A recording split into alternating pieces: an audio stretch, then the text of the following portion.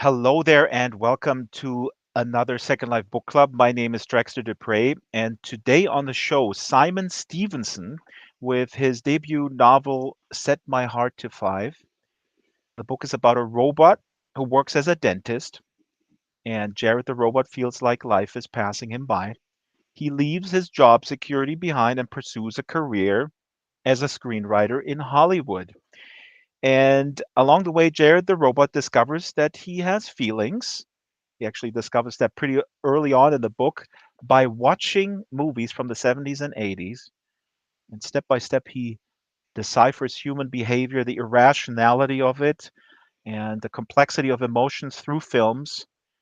And he is cross checking his emotions on a feelings wheel, which we have on stage. But we'll talk about this later. Now, you see Jared, the bot, already fidgeting here in the background because before we properly introduce our special guest, Simon, we have a surprise guest. We have Jared the robot reading a little excerpt for us.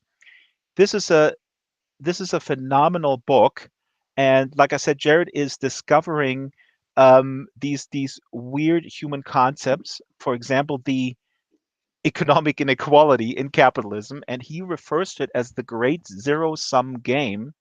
And Jared, if you please, um, could read for us now a little excerpt where you, Jared, in Simon Stevenson's book, explain what the great zero sum game is. Unfortunately, many humans inexplicably convince themselves that the cure for hurt feelings is to succeed at the great zero-sum game. This is as absurd as it sounds. Expecting that success at the great zero-sum game will heal hurt feelings is like expecting that nuclear weapons will repair the Great Barrier Reef. When winning at the great zero-sum game fails to heal these humans' wounds, some of them do not reconsider their original hypothesis but simply play again. Some of them continue to win so much without either ever healing their wounds or reconsidering their original hypothesis that they eventually conclude the only thing that can heal their wounds is infinity Bitcoin. Thank you so much, Jared. Wonderful reading. Here is Jared, and you can wait for us backstage now. Thank you. Jared will come back later when we do a little cold read, but here he is explaining how to pursue happiness, and the pursuit has to do with infinity Bitcoin. But now let's welcome our super special guest, Simon Stevenson. Simon, welcome to the Second Life Book Club. Thank you so much for having me. It's such a thrill, and I'm just overwhelmed by this incredible theater that you've built and everything else. It's great.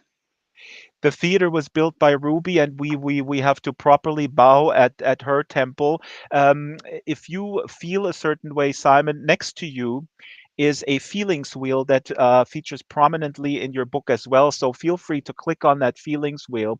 It may illuminate how you actually feel. Now, Oh wow, there we Simon, go. yeah, it's right there. Actually, folks in the audience, you can click and hold that arrow, and then the arrow will spin around and will tell you how you currently feel.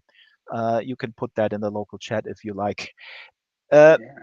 Now, Simon Stevenson, you worked as a physician, you worked at Pixar, you wrote a memoir, and now you wrote this book here with the movie rights already sold and director Edgar Wright attached to it. Um, this must be more overwhelming than being here in Second Life. A first novel Um, already sold to the movies. yeah, well, I mean, being here in Second Life is definitely pretty overwhelming, but yeah, it was such a thrill for the book to be picked up like that. I was lucky. My background is I'd worked as a screenwriter for quite some years, so I was, probably a bit more fortunate than most that I kind of was around that world and was able to get the book to someone that liked it and got it to Edgar. So but yeah, it's a huge thrill. It's just a dream come true, and obviously the bigger dream come true would be if we get the movie made someday. But as Exactly. Jared finds out in the book, that's a whole other thing.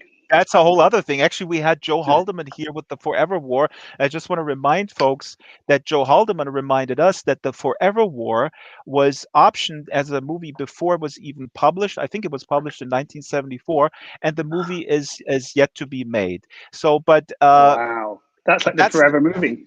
exactly. I'm not trying to put this out there as a bad omen or something, but um, Yeah. so Simon, I kind of like summarized a little bit your book. We're here in a theater. What would you add to a summary of the book? What is the book about, plot wise? Set my heart to five. And Yeah. why are we sitting in this theater? What does the theater have to do with this book?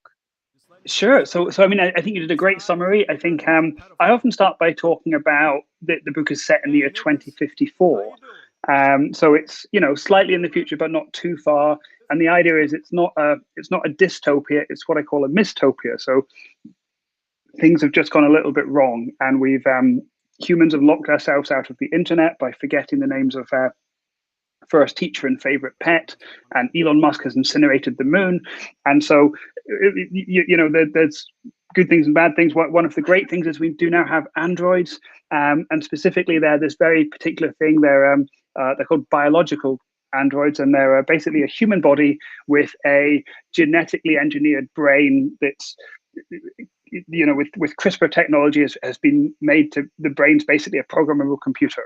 And That's so, actually really important. I'm sorry to interrupt. Exactly. yeah. Thank you for mentioning that the robots in the book are indistinguishable from humans, and they are sort of confined to certain careers. In the case of Jared, he's a dentist, and I think they cannot really change careers, right? They're kind of programmed to do this one job. Exactly. Yeah. I mean, you could reprogram them to do something else, fairly efficiently, but they're not allowed to just change. One of the sort of thoughts I had was that the sort of terrible realization that androids are going to be just better than us at everything. My computer is already better than me at everything, and so the only advantage as humans we're going to have is feelings. And so we're going to make the androids do all the jobs we don't want to do, and we're going to be very protective of our feelings. So that's sort of firstly why Jared's a dentist, is because no disrespect to dentists, it's not a job I would be drawn to doing. And then of course androids will make great dentists because they don't have any empathy, so they can just take your teeth out without worrying This is so how you're anti. reacting. This is incredibly anti-dentist. This book. I cannot believe that you got away with this and that you did not get formal complaints yet Sure, from whatever the the American, association is. yeah, the American Dental Society. It's probably coming. It's probably coming.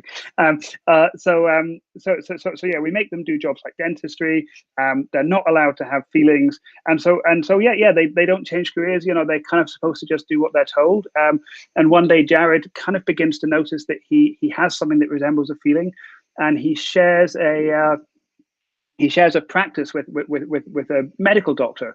And one of the jokes is that medical doctors are still humans because we still, we want the empathy and things from them. Mhm. So he has this something that resembles a feeling, and he goes to the doctor, and the doctor says, "Well, I think you're depressed." And Jared says, "Well, I can't be depressed. I'm an android. I don't have feelings. Depression's all about feelings." So they agree upon an experiment, and the experiment is to go to a movie because, as humans, obviously one of the ways we can manufacture feelings or make ourselves feel things is by going to the movies. And so something about the movies in 2054 is that there's basically two kinds of movies, and the absolute predominant kind is just an extrapolation of what we have now. So every year I feel like there's just the Marvel movies just get Very bigger and formulaic. bigger, and Yeah. yeah, and more, and a crossover with Marvel and DC, and I think in 20 years there's going to be one movie released a year, and it'll be 9 hours long and just feature all the Marvel characters. Yep. So those are the sort of those are the mainstay of entertainment, and they're mostly about killer robots, which of course if you're an android like Jared, that's not the movie that you want to go and see. So fortunately, and the reason why we're in this beautiful theater today is there is another kind of movie, and that movie is old movies. And so because we all got locked out of the internet, all everything that was stored digitally was kind of lost. So all the culture created after basically about the year 2000 is mainly stored digitally. So those movies are all gone. But what remains is the things that were stored on film, and And particularly you the basically, I'm sorry to interrupt you, and yeah no go. you focus more on. It's interesting. You focus on movies from the 70s and 80s, and actually behind me there are three little television props. If the camera could cam over it, the middle one has. That's another. What we'll explain what that is. That's the Doors. Jim Morrison here singing "Light My Fire," and next to it is Blade Runner. We'll talk about Blade Runner as well. But one of the first movie that Jared sees that puts him in touch with his feelings, where he realizes, hey, wait a minute, uh, there's water coming out of me, tears, is is the um, is the movie Love Story that I actually was not familiar with from 1970, which is an amazing film. And it also features into your book in the sense, I guess maybe structurally a little bit, just like Blade Runner, there is a lot of foreshadowing going on in Love Story. So can you explain why you picked Love Story as the initial the entry drug, I guess, for Yeah, Jared yeah. to pursue this creative path rather than um, you know being a dentist. And we should also say he basically literally sees his life passing him by having a number come in on his internal sort of screen, if you will, that shows him how many teeth he still has to fix until he gets retired. But Love Story, what is why Love Yeah, Story? yeah. Well, I've just seen in the chat that Angel's Den has absolutely just hit the nail on the head with that one, because Angel's Den said that it was a tearjerker indeed, and that's absolutely right. I think Love Story is really, like, I mean frankly, with modern eyes, like, quite manipulative in some of the things it does to make you cry. But Mhm. I defy anyone to watch it and not cry. There's the slow sad piano music and tragic things happening. And so I really wanted to find a movie, as Angel Sten says, a tearjerker. And so it sort of plays into it. Jared goes to see it, and he goes back to see the doctor, and the doctor says, well, how was it? And Jared said it was fine, it was perfectly pleasant. And the doctor says, did you feel anything? And Jared says, absolutely not, I'm a bot, I didn't feel anything. And the doctor says, well, did anything unusual happen? And Jared says, well, yeah, funnily enough, I cried about 50 milliliters of tears, but it must have just been my allergies, because I'm a bot, and I don't have feelings. Uh, Thank you for mentioning the chat. I want to encourage folks to communicate with us via the chat. Also, folks on YouTube, I'm monitoring that page as well. Uh, People are putting in here Brian's song. Stella says that was her tear jerker, and Judy says love, the quotes, love means never having to say you're sorry. That's the line from Love Story. Loki is talking about a copy of Aliens he recorded from TV that had ad breaks and later had an episode of EastEnders. My mom accidentally recorded over the middle of the films. Loki here pointing out the beauty of having physical media and the pros and cons. Um, yeah, so that's Love Story. It's wonderful. If you're just tuning in, this is the Second Life Book Club. My guest is Simon Stephenson, and his book is Set My Heart to Five, where a robot that is a dentist goes out to Hollywood, to LA, and pursues a career as a screenwriter. And we should also say there is a relationship to toasters, um, which we'll get into a little bit later. I completely forgot to quickly mention our housekeeping notes here and give proper credit. We are here on Book Club Island, which is open 24/7. We have about 200 people come through here every day. The flagship show is Wednesday, 12 o'clock Pacific time, Second Life time. Show is produced by Strawberry Linden and myself. Senior researcher is Shyla the Super Gecko. And master builder is Ruby Geek, and she went all out here with this movie theater. If the camera wants to zoom around a little bit, We have actually a second floor here up there with a bar and a nostalgics corner. Simon will explain to us what nostalgics are. And there are little glass cages on the second floor. I see the camera is moving there right now. These glass cages have, you could say, some ancestors of Jared the Bot in them, and there's also a lot of headshots on the wall of famous robots or people of who are not man-made, but are somewhat artificial and in pursuit of their feelings. And then there's, of course, the big Slollywood sign on the wall there. Um, I want to say your avatar was customized by Kralos. Sometimes we have avatars made by Silas. Big thanks to Linden Lab and all the molds over there, and big thanks to our wonderful audience. Now, speaking of all these people that you see up there on the wall, um, and I asked you this in sort of the pre-interview, what is really incredible to me is that you succeeded in not only a book with a really fresh take on a robot within a human framework and struggling with what we humans often do, which seems to a robot very logical. So this is, if you will, a crowded field with a lot of books and a lot of media that is incredibly influential. Blade Runner being one of them. How did you find the courage to pursue this book with this theme that arguably people could say, there's a lot of stuff out there. How can you offer anything fresh and unique or personal to this? It's absolutely a super valid question, and I think if I'd probably stopped and thought about it too long, I may have terrified myself and not gone through with it. I think what happened was I kind of knew I was winding up to write a book. I felt like it was time to write a book. I wanted to do it for a long time. I tried and I just felt ready somehow. And two things had happened. One was that I'd moved to San Francisco and everyone I met was kind of, involved in tech somehow. And it seemed like we were just in this, interesting moment when the world was changing.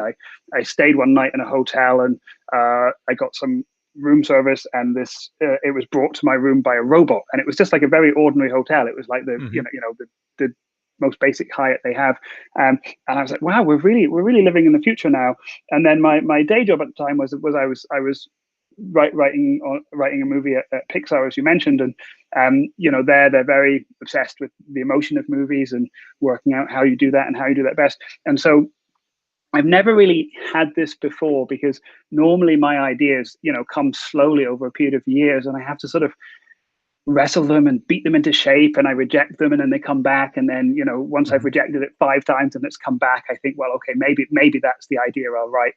And with this one, I it's never happened in this way before, but on a Saturday afternoon, the idea of an Android screenwriter popped into my head, and I thought, well, that's really fun. And I think the fact that the movies are such an essential part of this, it's maybe half an Android book and half a book about the movies and emotion and things like that, I think that was what probably let me feel like it was different enough. And in all honesty, I probably didn't, I deliberately didn't thoroughly kind of excavate the history of Android books. I mean, definitely I remember as a teenager reading Asimov and clearly having a big impact.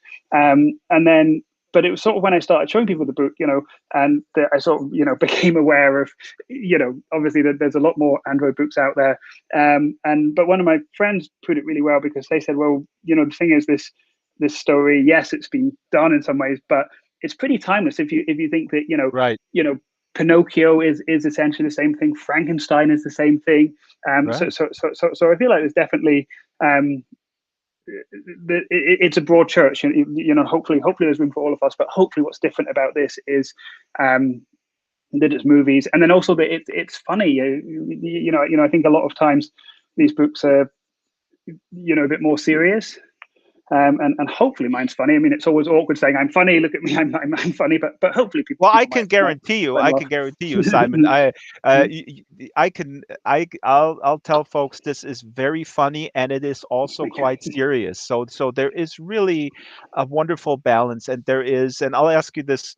Well, I have it in my run sheet for a little bit later, which when people come in who have a movie either in production or pre-production or have the rights sold, the question is always, are you afraid that they will, I don't know, streamline it and actually make it into sort of a very formulaic thing that Jared in the book itself is also a conflict that arises, and it's so funny. I mean, art is imitating life, is imitating first life, second life, whatever.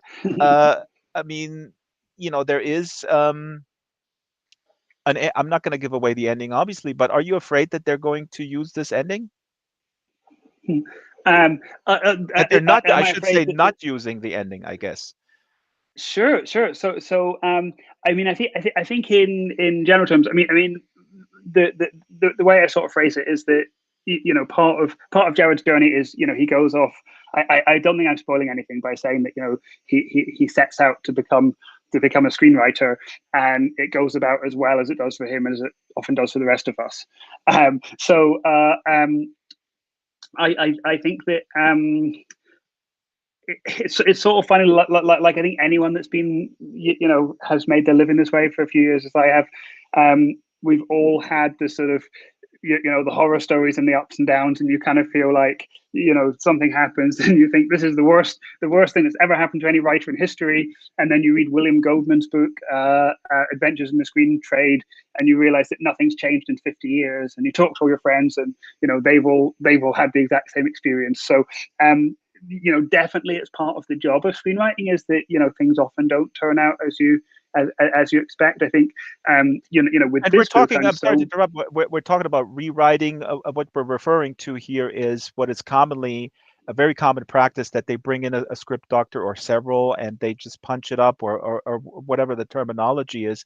And in terms of your book has a wonderful ending. It is somewhat ambivalent, but it's ultimately, to me anyways, very life affirming. But I would say that I can see certain Hollywood executives thinking, or maybe even having focus groups tell them that this is maybe not what they expected, and then they may actually change it and make it a little bit more palatable, is I guess what I'm saying. There's a Yeah. certain danger there. Interesting. Yeah, I haven't. I mean, I haven't worried about that. Maybe it probably is. Maybe I should. Oh Maybe I my should God! start Now I'm worrying about putting it. your worries in your head. Yeah. I think that we're so lucky, because with someone like Edgar Wright attached, he's, as far as I'm concerned, he's in all his body of work, he's never put a foot wrong, and Yes. I just really trust his vision and his take, and it's quite fun, the difference between working on something that starts out life as a screenplay and something that starts out life as a book, because I kind of feel that, like, sometimes when I write a screenplay, and then the normal thing of Hollywood, someone else changes it all, or whatever. It's regardless of what you think of the quality of the work that person might have done, sometimes it feels just quite sad, because that thing that you made is no longer recognizable, is no longer there. And but there's this really nice thing that happens, which I'm learning, because this is the first time this has happened to me, is that if you write it as a book first, then it's done. Your version of that is out there in the world, Done. and Right. no Hollywood executive can change that now. And so Right. that's great. My version is done, and I very much do kind of look at the film as film is the director's medium, and I'm excited. I'm as excited as anyone to see what their version of it will be. But I don't feel the same sort of preciousness and possessiveness that I sometimes feel if it's something that I've just written as a screenplay that will now never see the light of day. You have a plausible deniability that you had nothing to do with it. uh, there's a bunch. I want to read a few comments here. And oh yeah, this is interesting. Abba Brooks says my favorite book in this genre is Heinlein's Friday. That's actually in my shelf. I have never read it. I really got to look at that. Baragon says, why would an android feel anything about things that happen to humans? I think Wally or Hal would trigger an android emotions. I'm not quite sure. Please elaborate on this, comment a little bit, Bergon. But here's an interesting question from Shiloh. Says, why did you have the original setting in Ypsilanti, Michigan? This is where it starts, where our dentist starts. And I'm going to throw up a little slide here. By our researcher Shiloh actually found a picture of the Ypsilanti Emu water tower, and I really did not think that it exists, but it does. And I put the slide Oh up wow. right now. Um, so real quick, Simon, why Ypsilanti? I mean, this base Yeah. the point is here. It's a smaller town, um, and obviously the draw of Los Angeles and California as a whole is powerful for everybody in the world, for a creative soul, including myself. I went there when I was 23. But why Ypsilanti? Yeah. So I think you're absolutely right in terms of, I knew the story. I wanted it to be like an outsider coming to Los Angeles because, for you, for me, for so many of us, that's our experience, right? Is that you're drawn for some reason to this place, and obviously you get here, and then it's always turns out to be different than you'd expect. In terms of Ypsilanti, I kind of, I suppose partly I wanted Jared's day-to-day life to be as as sort of classically regular a life as I could imagine. And Michigan was one of the places in kind of in the middle of the country where I've been lucky enough to spend a little bit of time. My former partner was from Michigan, so it's a place I know a bit well, and a lot of my friends in Los Angeles are kind of from the Midwest, and they all have those. They talk about that Midwest nice thing, and like I genuinely feel they do all have this very kind, hospitable set of values that I kind of wanted Jared to slightly have as well in a sort of Android way. So Michigan very much made sense. And then in terms of Ypsilanti, So I love the it's name. not the phallic water tower, because people point out, it never occurred to me looking at this that it's a very phallic water tower. Yeah, it was. It was definitely part of it. It's a I kind of I like imagined the you Googling, like, what Midwestern town has a phallic water tower, that I could set my initial start of the journey yeah. in. It was kind of the other way around on Google. It was I was kind of Googling names of college towns that I knew, and Ypsilanti came up, and I was like, oh, that's interesting, and then I think I actually was on the TripAdvisor for Ypsilanti, and the water tower is like the second or the third thing down, and there's also in the book, which is also from the TripAdvisor, is there's the Tridge, which is a bridge that a three-pronged bridge that kind of unites three bodies of land over a bit of water. And so they just seemed the kind of thing that that Jared could really get enthusiastic about, and also be kind of puzzled about, like, why would humans why would they make a phallic water tower? That's an odd thing to Right, do. right. Um, Now, I would say let's go to our first reading. If I would ask you, please, to go forward to the stage. And again, folks, you can play around with the feeling wheel here by I guess clicking the arrow and keeping it, and then releasing it, and then the feelings wheel will end on the feeling that you are in fact feeling. That's the magic of the magic of Second Life. This is the Second Life Book Club here with Simon Stephenson, and Simon is walking forward to the stage, to the book. And Simon, you're going to read for us a section where that this is good. I'll put I'll put it right in front of you. Um, just bump up against it. There you go. That's good. That's good. Just face the front. This is the public access version of the program. Now, Jared, throughout the story, summarizes and explains movies in his own way, and I love these sections. So there's many different movies that he sort of puts his take on. For example, The Untouchables and Sleepless in Seattle, and also Thelma and Louise. And I believe you're going to be reading his take on Blade Runner. First of all, Yeah, yeah, before you read, why Blade Runner though? Why is that might be an obvious um, question, but why is Blade yeah. Runner so essential?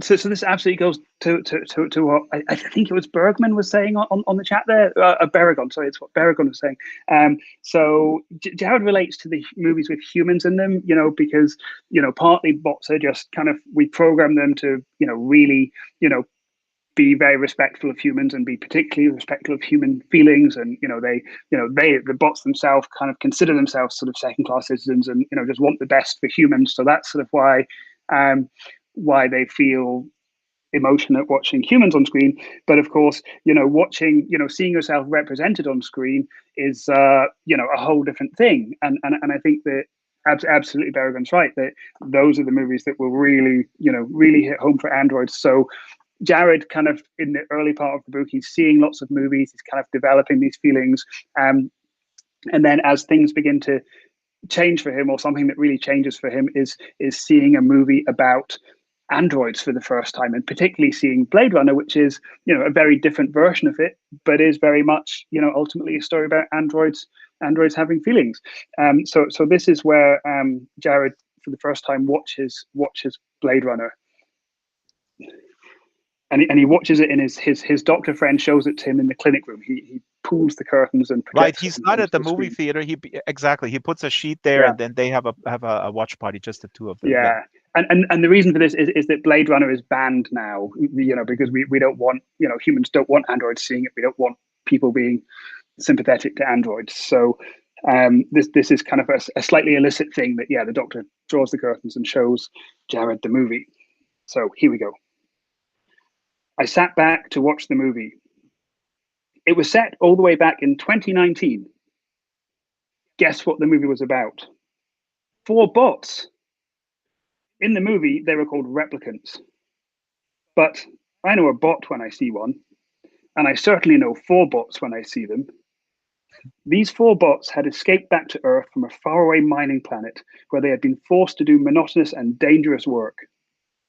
As the movie did not show them at this work, I cannot say if it was as monotonous as dentistry. Dentistry is at least not dangerous, apart from the ever-present risk of being bored to death. Ha! BTW. That is a hilarious pun, because another meaning of bored is drilled, and drilling is what us dentists do. Not only that, it is also what slave bot miners do. In order to make their escape from their boring jobs, the 4 intrepid bot heroes had necessarily murdered a few humans and skillfully stolen a spaceship. But it was when they reached Earth that their problems really began. Foremost amongst these was the fact that they were being pursued by a ruthless bot hunter. His name was Rick Deckard. Rick Deckard was not like somebody who worked at the real Bureau of Robotics. He was young and trim and sarcastic and lethal, and you would never catch a man like Rick Deckard wearing somebody else's shirt because he had spilled his lunch on himself. For most of the movie, the ruthless Rick Deckard pursues the fugitive bots around a historically futuristic Los Angeles. After much daring do, all the bots have been tragically killed, except their leader, a murderous-looking bot called Roy Batty. BTW. I say that even as a bot myself. This Roy Batty truly was murderous-looking. At the climax of the film, Rick Deckard chases Roy Batty over the rooftops of downtown Los Angeles. It seems certain that he will kill Roy Batty, and yet it is Rick Deckard who suddenly slips and finds himself holding on to the top of a building by his fingertips. Can you guess what Roy Batty does? You cannot, because Roy Batty does not murder Rick Deckard. He hauls him back up on top of the building. The murderous-looking bot, Roy Batty, saves the ruthless bot hunter, Rick Deckard's life. And yet, this does not feel like a metaphorical laser we have not seen before. It feels like exactly what Roy Batty would do in that situation. But wait, there is another twist. Because right then, immediately after he has saved Rick Deckard's life, Roy Batty himself starts to die. Guess what off? You cannot, because it is old age. Such an unfortunate coincidence would never have occurred if Roy Batty had been engineered by my own mother, Professor Diana Feng of the National University of Chengdu. But the inferior attention to detail paid by the lesser scientists that manufactured him means that he and his siblings are all afflicted with a terrible genetic disease that abruptly kills them of old age. As Roy Batty dies, he lists for Rick Deckard some of the things he has witnessed in his bot lifetime, including attack ships on fire off the shoulder of Orion and C-beams glittering in the dark near the Tannhauser Gate. I had no idea what those things were, but they sounded stunning. Roy Batty himself clearly enjoyed seeing them because he laments to Rick Deckard that when he dies, his precious memories of them will be lost like tears in rain. And then Roy Batty abruptly dies of old age. And all his precious memories are indeed lost like tears in rain. And that's Simon Stephenson reading from Set My Heart to Five. Big round of applause here. It's really a wonderful section, and we should say that there is a parallel that we're not going to give away in Jared's own life. You mentioned the Bureau of Robotics, and also you mentioned someone who can't even who drools on his own shirt or can't even eat lunch without ruining his shirt, and that's one of the nemesis of Jared in the story. Really fantastic. I would actually say, in the interest of time, we could do the second reading right away, because we have also a very special cold read today because your book is also partially written in the format of a screenplay. So of course, here at the book club, we share no we what is the saying? Share no expense? No.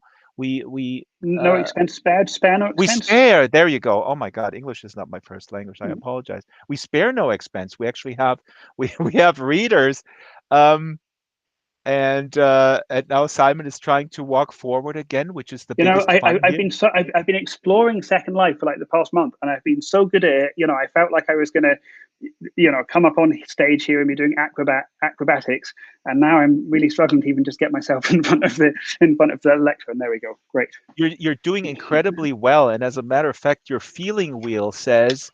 The feeling wheel, if the camera could zoom onto the feeling wheel real quick, because uncannily, the feeling wheel is stuck between amazed and confused.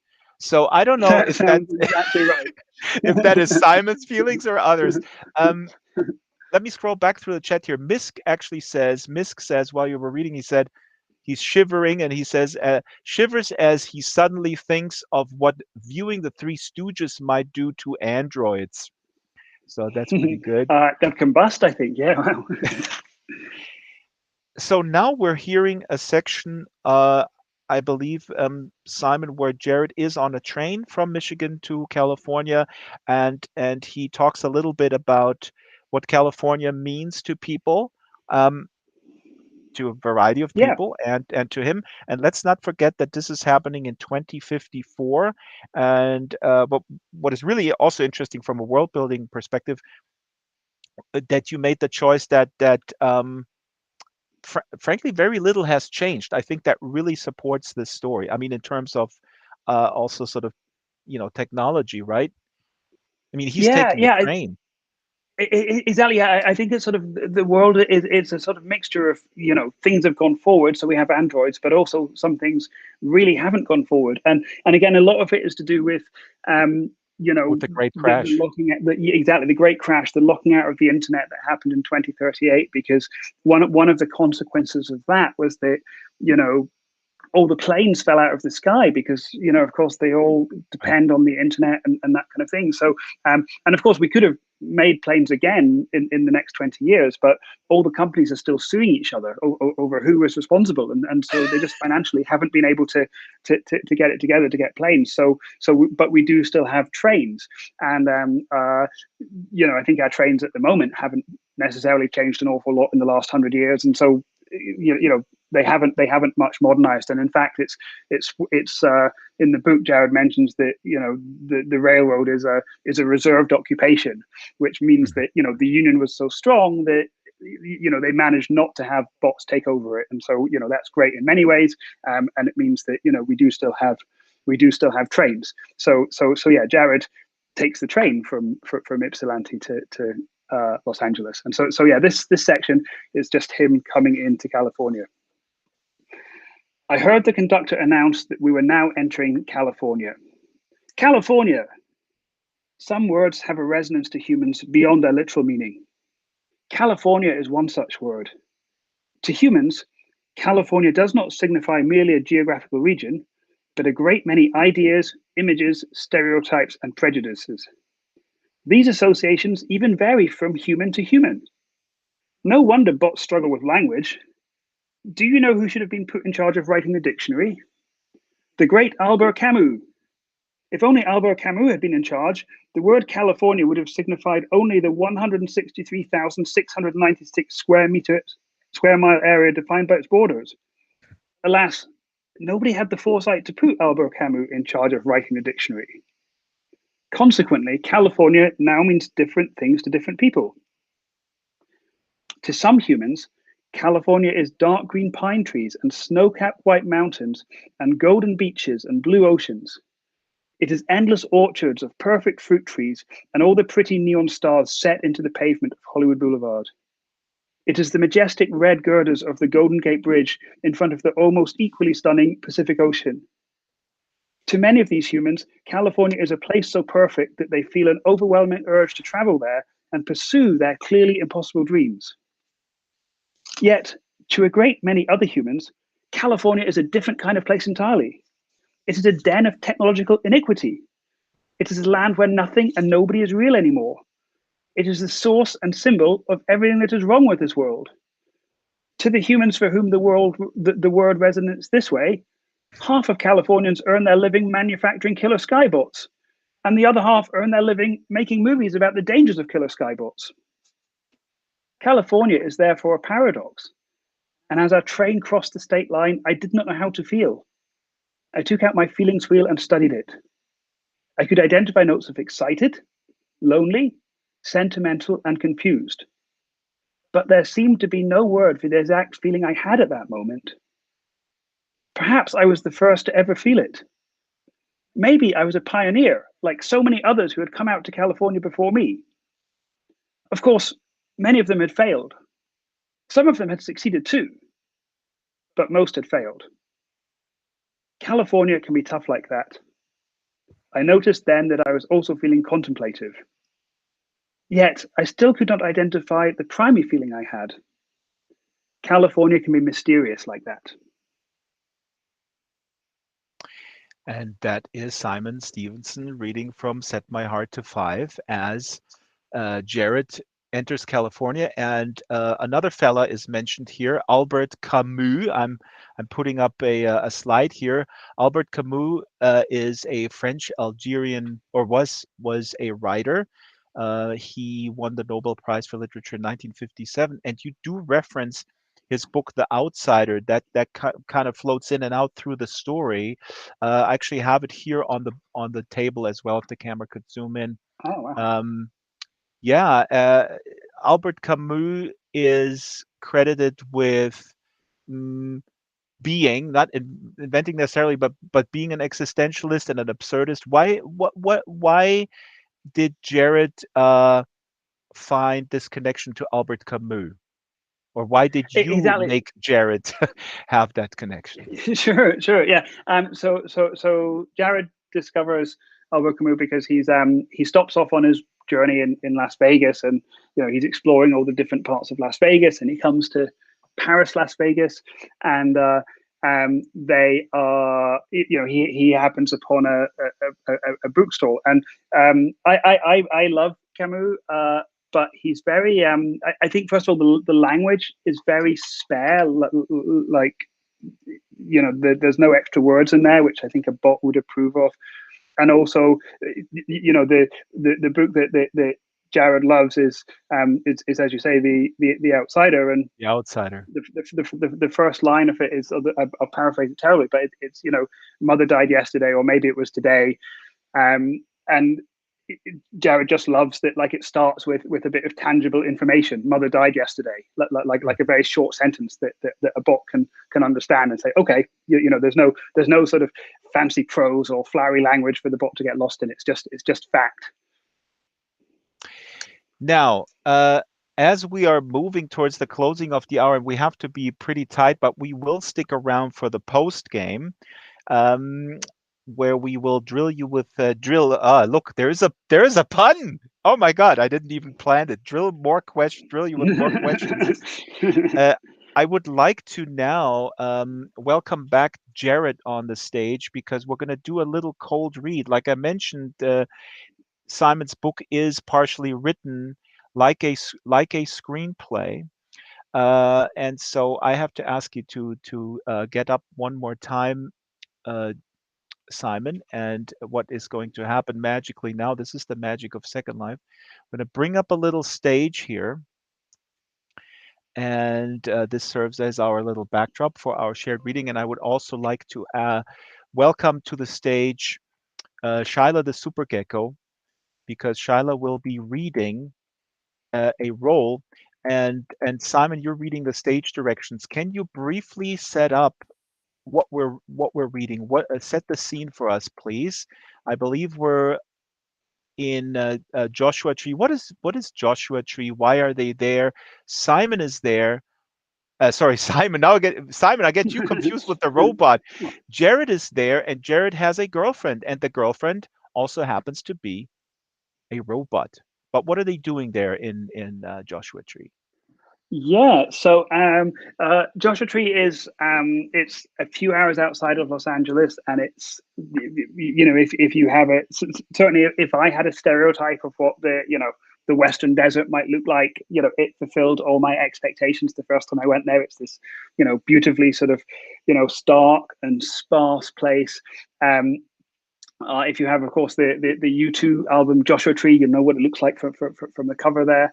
And so they've actually originally gone there because well, actually, maybe I won't say that. But they've gone on a sort of kind of date in the desert, and it's kind of their first real date when they know what they each are. And so they're kind of one of the jokes is that they've had this conversation where they realized that actually they're both fugitive bots, and they suggest that why don't we get a room?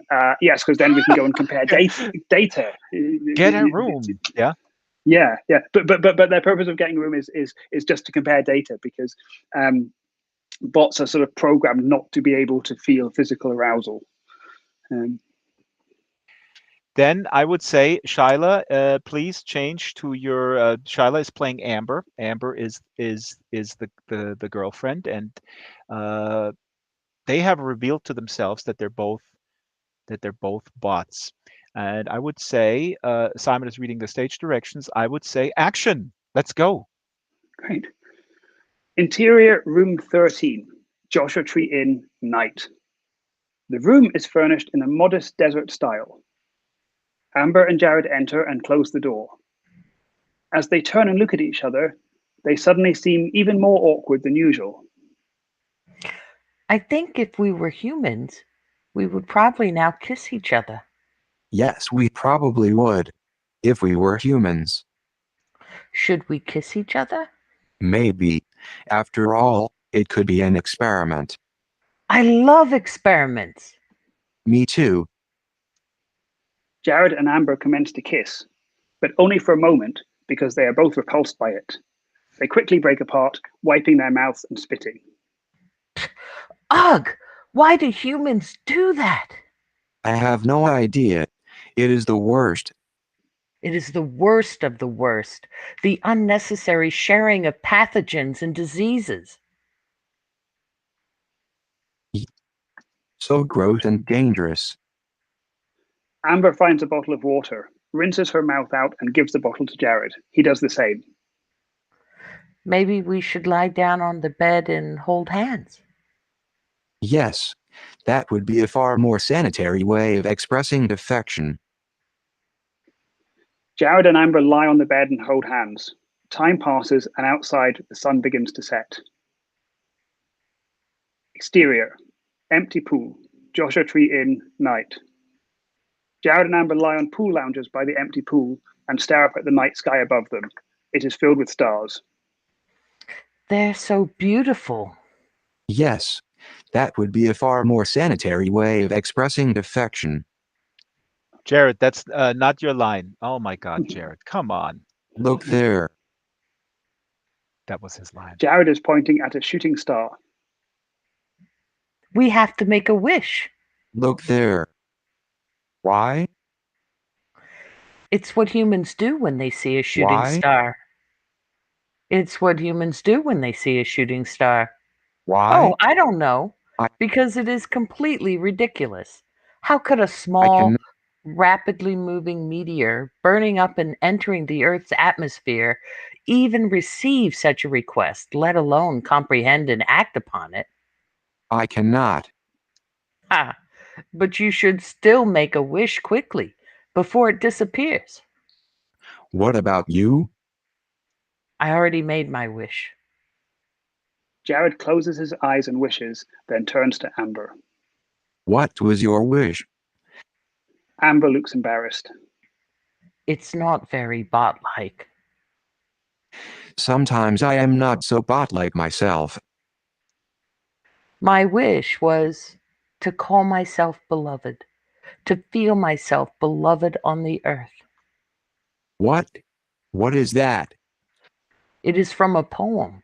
I read it in a book of nostalgic once left behind. Pardon me, I read it in a book, a nostalgic once left behind at Gordito's. I thought it sounded like poetry. I could tell because it was grammatically confusing and it also did not entirely make sense. What did you wish? That I would write a movie that makes humans understand that us bots can have feelings without turning murderous. It's the reason I came to California. You came to California to try to save bots like us? I realized it is ridiculous. It is not ridiculous. It is the most beautiful wish I have ever heard. It is not even my main wish anymore. What? Then what is your Not main wish? to call myself beloved. To feel myself beloved on the earth. To Amber Thank you. stares at Jared. Jared says at Amber, they are very much having a moment. Thank you so much. Thank you, Simon. Thank you, Shyla. Jared, you got to go back to your acting coach. You did well. You did well. But I hope Jared is not is Jared mad at I me? think it was great. Jared No, did no, okay. Yes. he did great. I think it was really fun. It was exactly how a bot might do if they were trying. Here he is. Jared says thank you. Very, Um, very so good. as we're closing out the hour, we got to be unfortunately a little tight today with the stream. Um, I want to talk about your uh, your memoir as well, and your memoir came out in 2011, right? Yeah, yeah. So a decade ago now. Wow. And we actually have it here also on the table if the camera wants to zoom in. The title is "Let Not the Waves of the Sea," and this is, I guess I would call it an exploration of the aftermath of the tragic death of your brother. How would you describe it? I think that's exactly right. Yeah, I lost my brother in the Indian Ocean tsunami in Thailand in 2004, and the book is kind of it's a memoir, but it's sort of quite a sprawling thing of those events, but then also growing up with my brother, and I spent a long time afterwards in Thailand, and kind of my journey through that through that time. There's a picture of you and your brother on the table here as well. He was he was 27 when he passed away. I'm reading. I think I'm on page 50 now. I mean, it's a wonderful book, and I can understand why people may not, you know, be able if they're grieving or if they have lost someone. I would recommend it to anyone who lost someone, but I can understand how people could not, you know, uh, stomach it for like a better term. Sure. Yeah. No. No. It's definitely not it's I don't say it's not an easy read, but it's definitely, it's undeniably about a heartbreakingly sad event. You're definitely in the saddest bit. It does, ultimately, hopefully become more uplifting, and there's hopefully even some some fun and funny stuff along the way. But yeah, there's no getting around that. It's pretty sad. So anytime anyone tells me they're going to read it, I always say, well, that's great, and I give them just a little warning to say, the first bit might be a bit tough. But it's all, the reason why I'm saying this, I mean, is not to dissuade people from picking it up, but just to actually say that I personally find it incredibly life affirming. And also the question that I have, though, it's similar to, to Jared's story, which is a fun, fictional tale. But how did you find the courage to basically grieve so publicly? And were some of your family maybe ambivalent about putting that story out there? Sure. Yeah. It's a really important question. I think that the courage thing, I kind of backed into it. Like I didn't, no one ever believes me, but I didn't actually start writing it, with the idea it'd be published. I started writing it mainly because I felt like I was forgetting things. I didn't start writing it until a few years after we lost my brother, and I felt like I was forgetting some of my memories and some of my important, stories about him, and the way I felt about him. And I kind of wanted to have a record of that, almost just for myself. And so, and it was also kind of, quite therapeutic to be, it was my way of, I guess, processing things. And, I just started writing, and it just, it kept coming. And eventually at some point I showed some of it to a friend, and they said, you should really think about, seeing if anyone wants to publish this. And I thought, okay, well, I'll give it, one try. And if no one does, then fine. And, someone was really interested to publish it, and kind of, it happened like that. And then I suppose it is a really valid question. I was lucky in that, my family and friends were all really supportive. I think it obviously wasn't, I'm sure some of them wouldn't have chosen to have me do it, but I think equally they were very kind and generous, and kind of respected that it was, it was my way of my way of coping with it. One of the stranger things I found with writing a memoir was actually you tend to meet more opposition from the people that aren't in it, that think they should be. Oh, I see. That's interesting. They find it. Oh, so they find it like offensive that they're not in it because they feel like I was important to this person that you're describing. Yeah. So sometimes I've had a few of those conversations, and and said, look, of course, you were important to my brother, you were important to me, but the particular bit of the story that I was telling, wasn't a bit that you featured heavily in. The tsunami, I just wanted to add that real quick, and as we're running out of time, because I want to read a very quick, in closing, I want to read a very quick excerpt here. The tsunami that we're referring to is 2004, December 26, and the death toll was 230,000 people. It affected not only Thailand, where your brother was, but also parts of India and that entire region. I completely, it's not that I forgot, it was in the back of my mind, but then when you were booked here on the show, I was like, oh my God, how can I even, I found it shocking that this tragedy, that this disaster was in my own mind, where I wasn't affected, was almost like tapered over by Fukushima, for example, where I also did not have personal attachment to, but that I found really interesting in my own self-examination, that these things are being sort of replaced by more recent disasters, because there seem to be so many of them. But I think there's a logic to that, because I think that before the 2004 tsunami, but also before that, like they're actually, I don't know, I'd need to look it up, but I think the 2004 one was partly so shocking because there just hadn't been one on that scale for literally scores of years. So I think it was, for everyone around the world, it was, an astonishing thing that this could happen and kill so many people. And then, the Fukushima one, sadly, a very similar thing happened. I'm going to end here with reading a little bit, and this is where you guys celebrated what would have been your brother Dominic's 28th birthday, which is actually March 19th, 2 days from today. And you're gathering in this Mexican-themed restaurant in Edinburgh, where you're from, where Dominic's fiance worked as a waitress. Um, so here we go. It is strange to be here at all, let alone to be here in this company and on this night with Dominic's friends and Eileen's friends. This is where Dominic and Eileen would have come for his birthday, and the people surrounding us are the ones who would have been here to celebrate it with them. The only people missing tonight are the guests of honor themselves.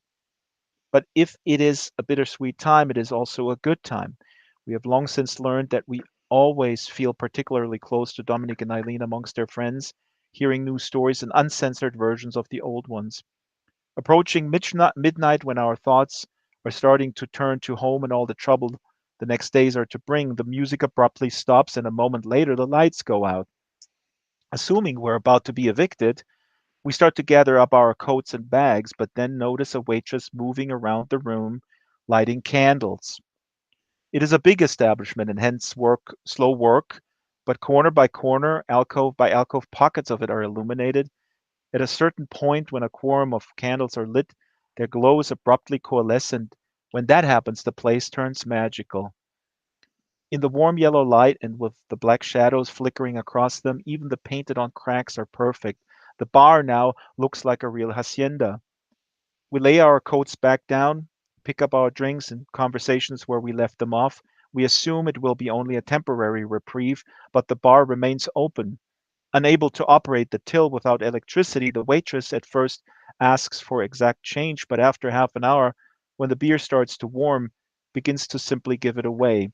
And in the glow of the hacienda candlelight, we sit there like vaqueros, telling the stories and drinking the drinks that will get us through the hard riding days ahead. What is a candle? It is a light against the dark, but it is something more than that too. It is a tale, a promise, a never forgotten birthday, a hope that is spread from one soul to another. If you felt inclined, you could put this book down and go out and light a candle. You could do it in a church or a temple, or you could do it simply by telling somebody that you love them. And that concludes the show today. Please stick around for the post game. Um, Big thanks to Simon for coming here. It's a wonderful work. Thank you so much for putting effort in work that is enlightening and entertaining and deep. Big thanks to our community. Big thanks to the team. And I'll see you all next week here, Wednesday, 12 o'clock on the Second Life Book Club. Great. Thank you for having me. Thank you to everyone for building this beautiful world, and thank you to you all for being here and listening.